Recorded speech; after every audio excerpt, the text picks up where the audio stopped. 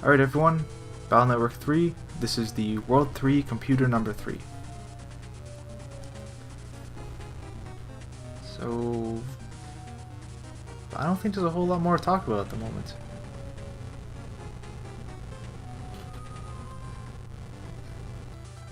Okay, so now Chod's trapped in a burning ring of fire here.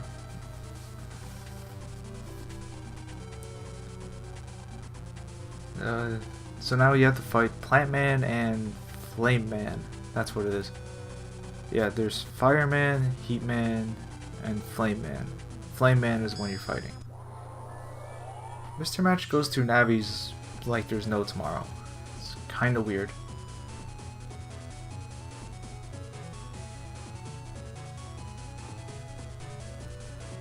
So yeah, I built my own computer a couple of, well, actually like a month and a half ago.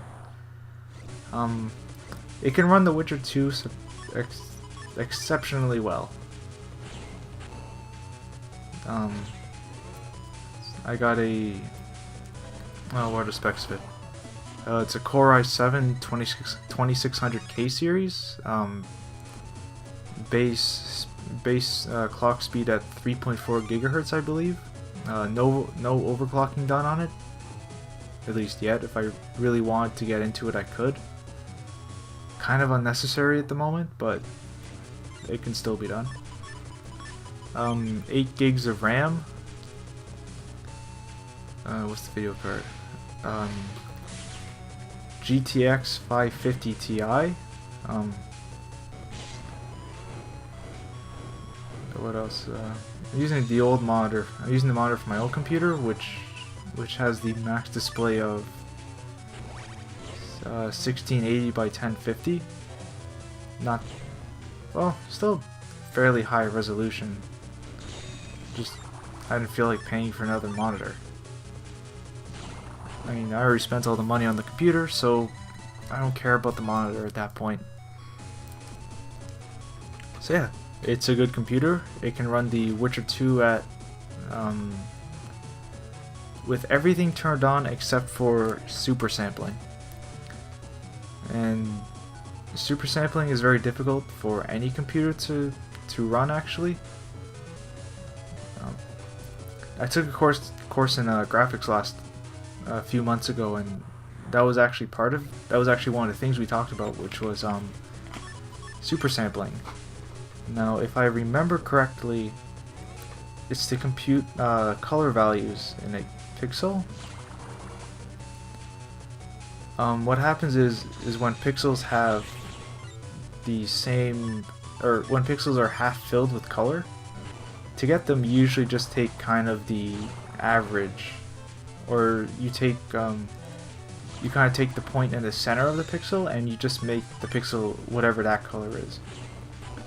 Now, if I'm still correct here, super sampling is a weighted average of like 9 to 16 samples per pixel. So that's a lot more work for any computer to do. Which is why actually in the options menu of The Witcher 2, it says do not turn this option on unless you have a very powerful machine. Which, at least they warn people about that. I should try setting that on just to see what happens to it.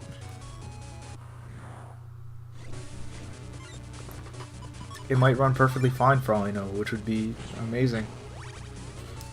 But you never know.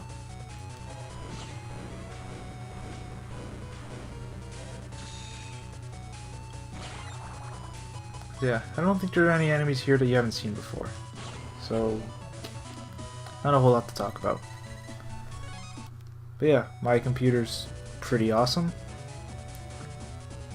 I built it with my own hands, so that was pretty good. I got the weirdest problem with that computer.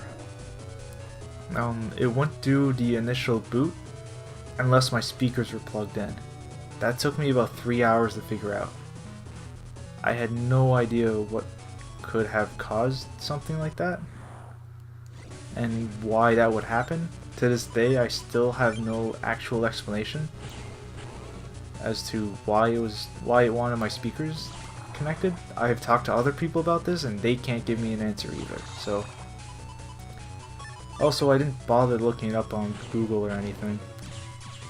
The computer was working, so that's all I cared about at that point.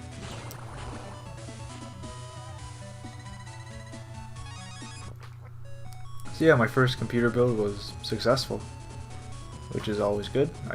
I did not break anything important. I'm happy for that. And it runs The Witcher 2. Also, since then, I have completed the game on the highest difficulty setting. That is not insane. It's called Dark Mode, which is just insane, but you can reload your save file when you die. The thing about insane mode is that when you die, it basically deletes your save files, which is kind of insane. So I played the equivalent that just lets me die and reload from the last checkpoint. So I like that. I enjoyed that game again, and I'm kind of just getting excited just thinking about that game. I like it so much. It's amazing, at least in my mind. Alright, so anyways, we're at the boss fight here of Flame Man Alpha and Plant Man Alpha. Pretty sure Plant Man's up first.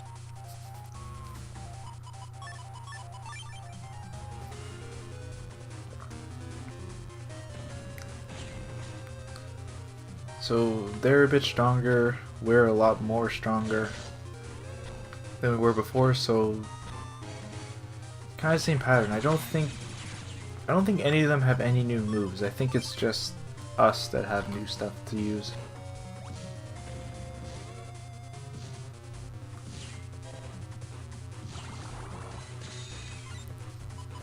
At least in theory. I mean, somebody could try to beat this game with just a starting folder. I don't think they could do it though. No, that would be physically impossible. You'll see why in a couple of videos.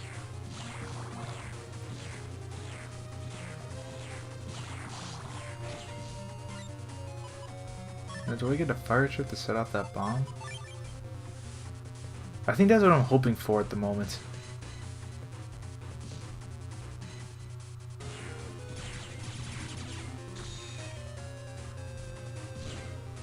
Ah. You broke the bomb. That could have been really helpful.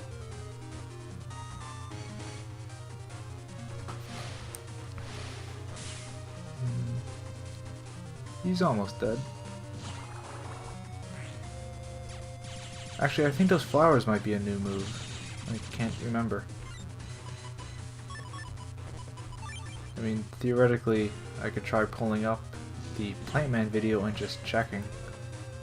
But that would take way too much effort and the video would be probably over by the time I found it.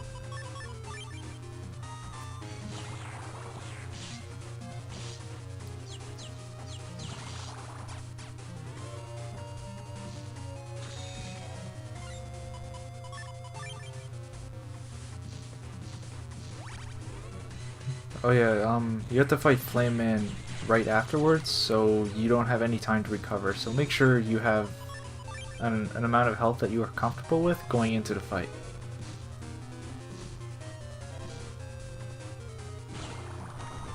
So if you have very low health coming from the Plant Man fight, you should probably hang back during the fight and then just heal yourself while Plant Man's running around or something. It's something I'll do in a virus battle if I'm running low on health and I really need some.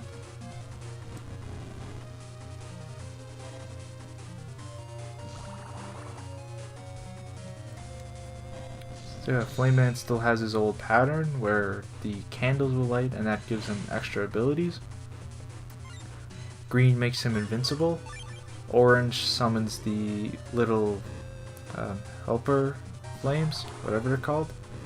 and then red will just bring his health back. So if he has 2 red flames, he should probably be careful, or he should probably take out those flames as soon as possible.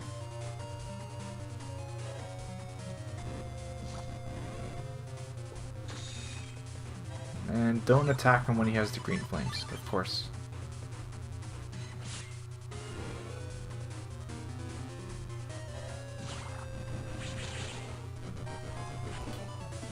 Good thing I have anti-damage. That is a very helpful chip. So, once again, I will